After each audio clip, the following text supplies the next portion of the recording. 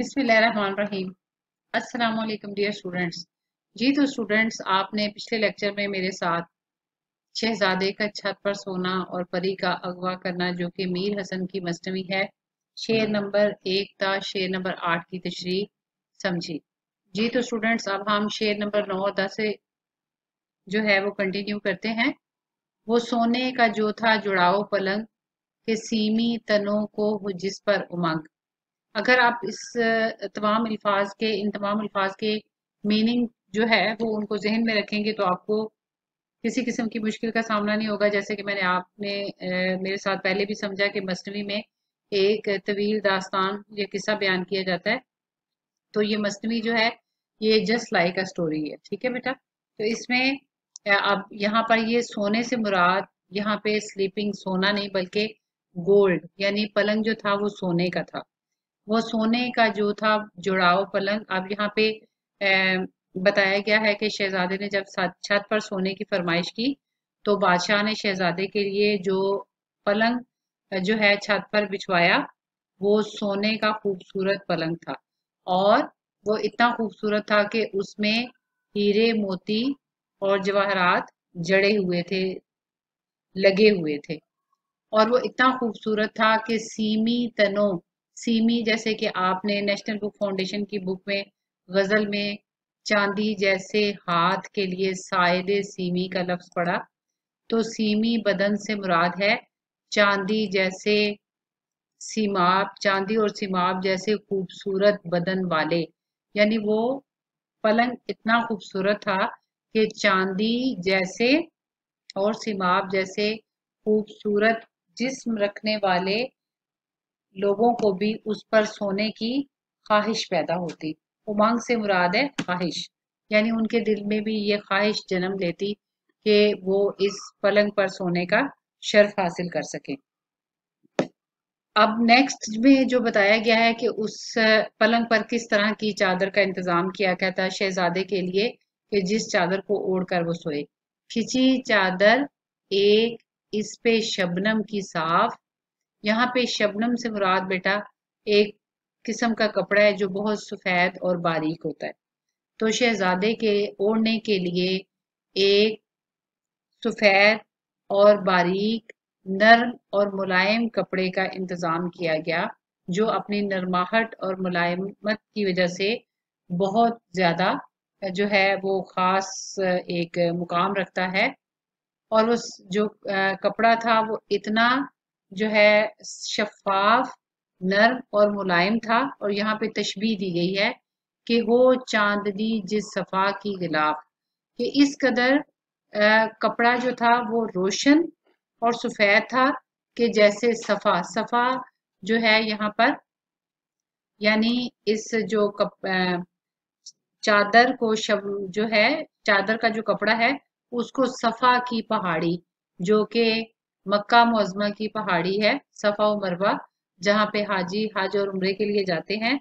और जो कि हज या उम्रे के अरकान में से है कि जब जो है तवाफ के लिए जाया जाता है तो 7 दफा चक्कर काट कर जो है सही की जाती है, जो कि एक अहम रुकन है उम्रा और हज का। तो लिहाजा इस अमल को सही कहा जाता है। और चूंकि ये हज के अहकामात में शामिल है, यानी सफा और मरवा के मुकाम पर 7 दफा दौड़ना, लिहाजा चूंकि मुसलमानों के नजदीक इसकी अहमियत और तकद्दुस जो है वो अपनी जगह एक मोतबर और अहम मुकाम रखता है, चुनाचे शायर ने पलंग की चादर की सफाई और खूबसूरती और इसके तकद्दुस को बयान करने के लिए सफा का हवाला दिया है। तो यहाँ पर जो चादर है उसको सफा की पहाड़ी जैसा शफाफ और मुकद्दस कहा गया है, यानी तशबीह दी गई है। तो लिहाजा यहाँ पे चादर की तारीफ करते हुए कहा गया है कि शहजादे के लिए जो चादर का बंदोबस्त किया गया था वो शबनम नामी नफीस कपड़े की थी जो इंतहाई नर्म और मुलायम था, ताकि इसकी नरमाहट की वजह से शहजादा सुकून की नींद सो सके। और फिर शायर चादर की खूबसूरती को बयान करते हुए कहता है कि चादर इस कदर साफ थी कि जैसे सफा की पहाड़ी पर पड़ने वाली चांद की रोशनी, सफा की पहाड़ी जैसे कि मुसलमानों के लिए मुकद्दस है, इसी तरह से। और फिर आप आगे बेटा उसको थोड़ा सा वजाहत करेंगे कि ये मक्का मुकरमा में वाक़या है और हज और उम्रा में हाजी इन दोनों पहाड़ों यानी सफा और मरवा पर 7 दफा दौड़ते हैं और इन इन पहाड़ों के दरमियान 7 दफा दौड़ते हैं और इस अमल को सही कहा जाता है और ये हज और उम्रा का एक अहम रुकन है। लिहाजा मुसलमानों के लिए चूंकि ये एक मुकद्दस मुकाम की जगह जो है रखता है, लिहाजा शायर ने पलंग की चादर की सफाई और खूबसूरती और उसकी पाकीज़गी और तकद्दुस को बयान करने के लिए सफा से तशबीह दी है या सफा का हवाला दिया। जी बेटा, नेक्स्ट शेर है, धरे उस पे तकिए कई नर्म नर्म। तो ये सीक्वेंस से आ रहा है, पहले ये कि शहजादे के लिए पलंग बिछवाया, फिर ये कि उसके ऊपर जो है वो चादर का इंतजाम किया गया, फिर चादर की सिफात बयान की गई और उसके बाद अब तकिए का जिक्र किया गया है कि पलंग की तस्वीर कशी के बाद शायर ने तकियों की खूबसूरती और नरमाहट को बयान किया है कि उस पर धरे थे यानी रखे थे कई नरम नरम तकिए कि मखमल को हो जिसके देखे से शर्म। मखमल जो है वो एक नहायत ही नर्म और मुलायम कपड़ा है जो कि पूरी दुनिया में अपनी नरमाहट और मुलायमत के एतबार से मशहूर है। तो यहाँ पे शायर कहता है कि वो तकिए इस कदर नर्म थे कि अगर मखमल भी इसको देख लेता तो वो शर्म से पानी पानी हो जाता। तो यहाँ पे शायर ने बेटा सनत मुबालगा से काम लिया है क्योंकि जो मखमल है वो वैसे ही दुनिया में मैंने आपको अभी बताया कि नरमाहट मुलायमत और जो है अपनी क्वालिटी के हिसाब से मशहूर है और लिहाजा शायर ने उसे जो तकिए थे उनको मखमल से भी ज्यादा नरम कहा है। और इन आगे के शेर में इन नरम तकियों के रखने का मकसद बयान किया है कि कभी नींद में जबकि होता था वो तो रुखसार रख कर उस पे सोता था वो कि शायर कि शहजादा जब वो नींद में अपना रुखसार जो है वो उस तकिए पर रखे तो उसे किसी किस्म की सख्ती का एहसास ना हो, वो सुकून की नींद सो सके, उसकी नींद में कोई खलल ना आए। चूंकि शहजादे को मतलब बादशाह ने बहुत नाजो नेम से पाला था और वो बादशाह का इकलौता बेटा था और बहुत मन्नतों मुरादों के बाद बादशाह ने उसे पाया था, लिहाजा वो उसके आराम का खसूसी ख्याल रखता था। और इस तमाम मंजर कशी को जैसा कि मैंने आपको बताया कि ये मीर हसन की मजनवी है और उनको तस्वीर कशी और मंजर निगारी में मलका हासिल था खास। तो इस तमाम मंजर कशी का मकसद जो है वो शहजादे की नजाकत और बादशाह का शहजादे से कंसर्न मोहब्बत और उसके लिए जो किया गया एहतमाम है उसको बयान करना है। और यहाँ पे मीर हसन ने इस खूबसूरती से तमाम मंजर को बयान किया है कि आपको ऐसे लगता है जैसे कि आप तमाम मंजर जो है वो अपनी आंखों के सामने देख रहे हैं, मुतहर्रक देख रहे हैं, हर चीज को अपने सामने हरकत करता हुआ दिखाई देख रहे हैं। छुपाए से होता था ना हुस्न उसका मांद। अब यहाँ पे जो है शहजादे की खूबसूरती और उसके हुस्न की तारीफ की जा रही है, जैसे कि आपने शुरू में ही पढ़ा था कि नजूमी ने भी मैंने जब आपको इसका खुलासा बताया कि नजूमी ने बताया था कि आपके यहाँ एक चांद सा बेटा पैदा होगा और फिर ये कि शहजादा जब पैदा हुआ तो वो बहुत खूबसूरत था, उसकी खूबसूरती की वजह से जो बादशाह ने शहजादे का नाम बेनजीर रखा था।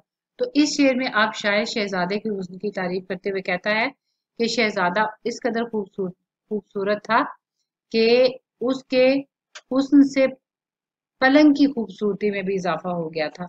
छुपाए से होता था ना हुस्न उसका मांद, दिए थे लगा उसके मुखड़े को चांद। यानी कि शहजादे के लेटने की वजह से, सोने की वजह से पलंग का जो हिस्सा छुप गया था तो उससे भी उसका हुस्न मांद नहीं पड़ता था, क्योंकि पलंग पर लेटने वाला उससे ज्यादा खूबसूरत था। यानी शहजादे ने पलंग के मुखड़े को 4 चांद लगा दिए थे। तो लिहाजा हुई दोनों के हुस्न की एक जोत, यानी दोनों के मिलने से, यानी पलंग की खूबसूरती और शहजादे की खूबसूरती दोनों ने मिलके एक ऐसा समा बांध दिया। जोत का मतलब होता है शम्मा जलाना।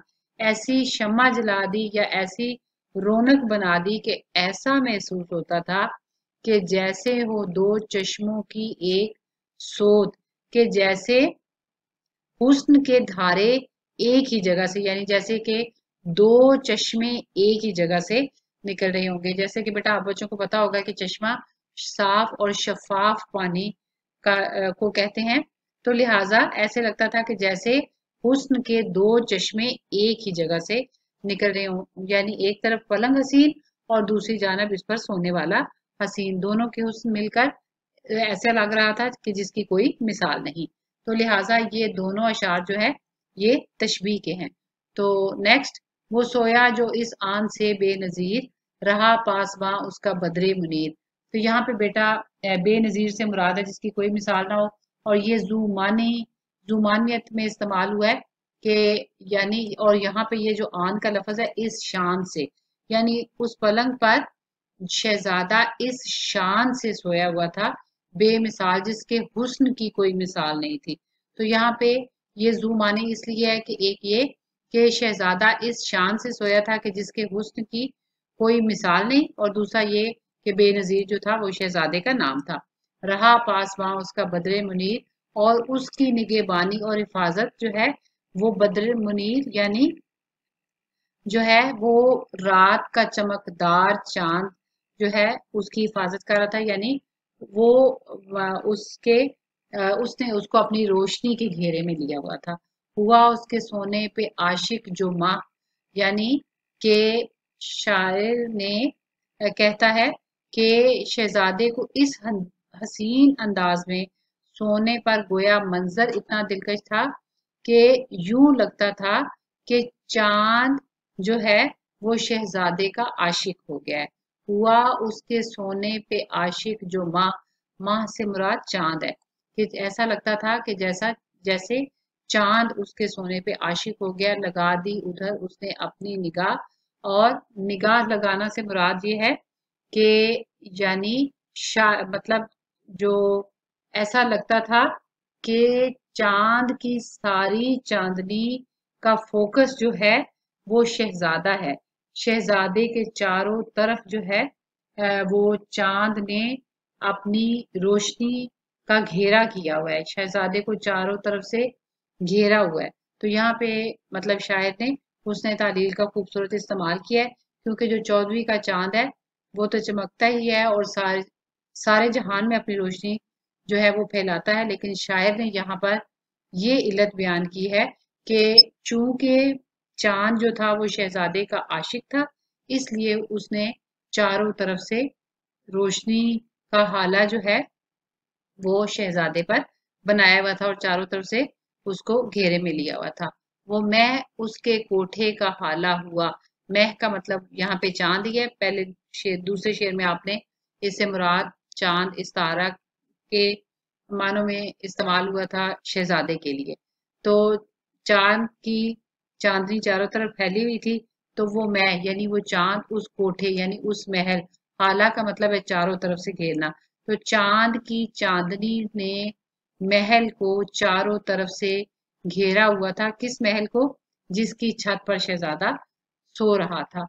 गर्ज वहां का आलम दुबाला हुआ, और दोबाला होना का मतलब है दुगना हो जाना, जिसकी वजह से यानी चांद की चांदनी की वजह से और शहजादे की खूबसूरती की वजह से जो महल का की खूबसूरती थी, महल का जो हुस्न था वो दोबाला हो गया, दुगना हो गया। वो फूलों की खुशबू, वो सुथरा पलंग, और इस तरह से महल में फूलों की भीनी भीनी खुशबू फैली हुई थी, और इसके साथ ऐसे खूबसूरत पलंग की मौजूदगी ने माहौल को और भी जो है खूबसूरत और हसीन बना दिया था। और फिर जवानी की नींद और वो सोने का ढंग। तो बेटा ऐसे पुरसकून माहौल में शहजादा जवानी की नींद के मजे लूट रहा था।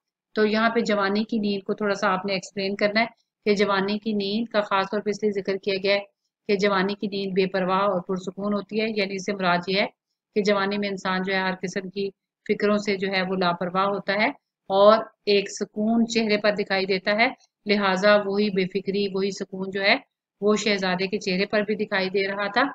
और ये कि शहजादे के सोने का ढंग यानी तरीका इंतहाई दिलकश, खूबसूरत और दिलनशी, दिल को